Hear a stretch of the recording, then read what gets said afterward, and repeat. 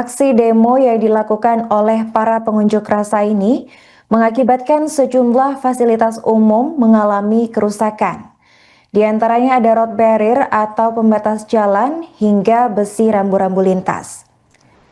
Diketahui bahwa massa yang menggelar aksi unjuk rasa hari ini menamakan diri mereka sebagai Revolusi Rakyat Indonesia.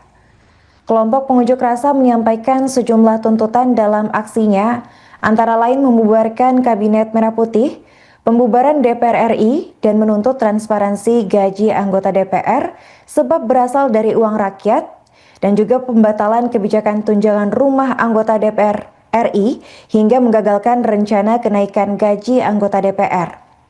Sebagai informasi, ramai di media sosial X, warganet menyerukan aksi demonstrasi di depan gedung DPR RI menyikapi meroketnya tunjangan anggota DPR RI.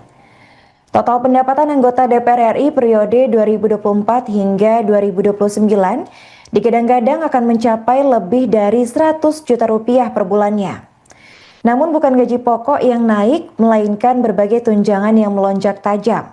Mulai dari beras, telur, bensin, hingga tunjangan rumah yang kini mencapai 50 juta rupiah per bulannya.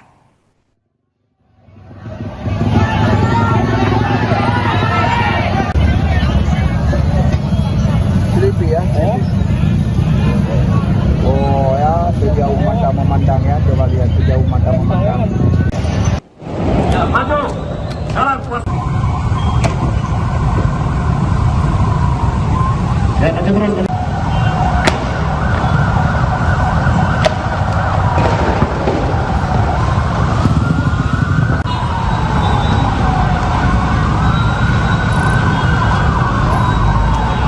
Download Tribun X sekarang, menghadirkan lokal menjadi Indonesia.